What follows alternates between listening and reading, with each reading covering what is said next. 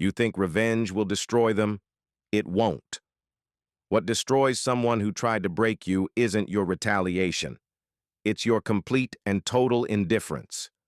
Most people don't understand the psychological devastation of being erased. The person who hurt you wants a reaction. They want anger, tears, chaos. They need to know they had impact. They need to feel they mattered. But there's something infinitely more crushing than any counterattack. Your silence, your absence, your refusal to acknowledge they ever existed. When you don't fight back, don't seek revenge, don't even respond, you're saying something without words. You never had control over me. You never will. Imagine the power of moving forward as if nothing happened. No subtle attacks, no drama, no explanation. Your absence becomes the punishment. Your peace becomes their torment. Your indifference becomes their prison. The Stoics understood this 2,000 years ago. They lived in a world of emperors, slaves, and brutal politics. Yet they discovered the ultimate weapon, not the sword, but composure. Epictetus made it clear, it's not what happens to you, but how you react to it that matters. Whoever controls their reaction controls the game. Whoever masters their mind controls their destiny. While they expected to see you broken, you become untouchable. Not through revenge, but through mastery. Not through force, but through withdrawal. The greatest retaliation isn't returning the blow. It's showing the blow never landed. Before we continue, this is where most people quit. If you're still here, you're different. Subscribe to this channel, not for motivation, but for mental tools you can actually use. In a world of noise, we offer direction. In a world of distraction, we build discipline. Hit that subscribe button now. Let's continue. First principle. Indifference destroys more than 1,000 words. They're waiting for your explosion. They want suffering, revenge, validation. They're addicted to your reaction. But when you refuse to play their game, when you choose silence over scandal, you send the most devastating message possible. You are not worthy of my energy. You are not worthy of my time. This cuts deep. You become a mirror reflecting their failure. They tried to hurt you. They failed, and your indifference proves it. Every day you move forward without mentioning them, you prove it again. Second principle, they wanted to be important. Denying them, this is the real punishment. Behind every emotional attack is a desperate need for recognition. They want to know they had impact. They want to matter in your story. They want a chapter in your life. But when you simply move forward without explanation, without demanding justice, they feel the void. They wanted to be the center of your pain. What they get is nothing. What they get is erasure. And that silence weighs more than any aggressive response. It echoes in their mind like an empty hall. Third principle, your absence screams louder than any confrontation. Someone betrays you, disrespects you, tries to destroy you, and you simply disappear. No justification, no trace, no final words, no closing argument. They wanted a war. They find emptiness.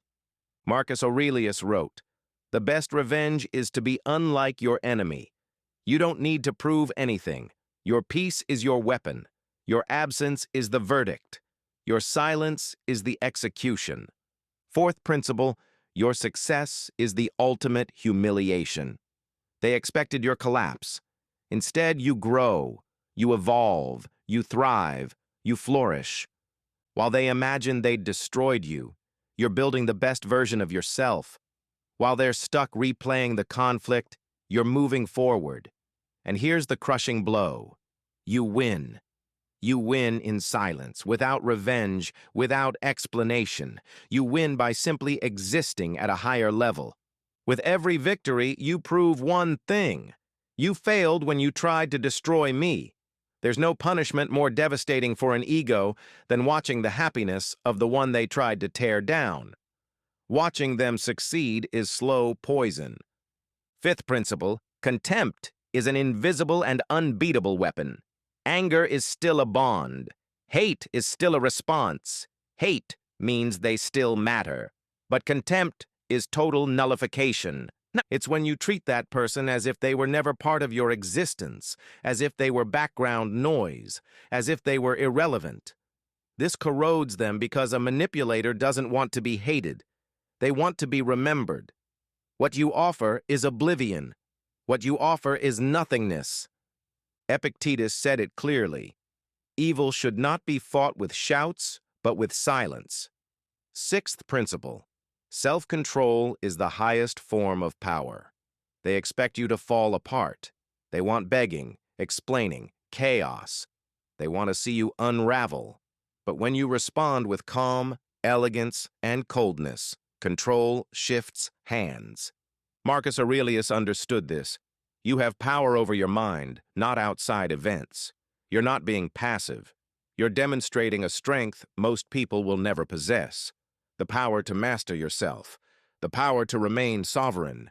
And this serenity is destructive because it makes one thing crystal clear. They never had the control they thought they did. They were never as powerful as they believed. Seventh principle. Absence without explanation is silent torture. If you fight, they can defend themselves. If you argue, there's still dialogue. If you engage, there's still connection. But if you simply walk away in silence with no goodbyes, no explanations, you take all control from the one who hurt you. And that is unbearable. Seneca warned, "Do not argue with fools.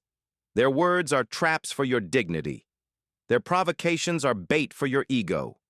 When you choose to disappear with class, without resentment, without anger, that person is left alone with their own mistake. What seemed like a victory transforms into a mental prison where they become their own jailer.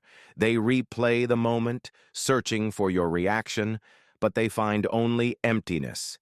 Eighth principle, time collects its debt. At first, they might think they've won. They might mock your silence. They might celebrate what they perceive as victory. But time is relentless. As days pass and you don't react, don't return, don't mention them, their confidence turns to doubt. Doubt turns to guilt. Guilt turns to irreversible regret.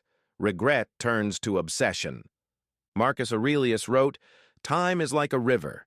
If you wait long enough, you will see the body of your enemy float by. You don't have to do anything. Your absence is the seed. Time reaps the harvest. Patience becomes your ally." Here's the final truth. Don't seek revenge. Don't chase after the one who hurt you. Don't waste energy on retaliation. The real victory is moving forward with dignity, in silence, and with peace. Whoever tried to hurt you expected chaos.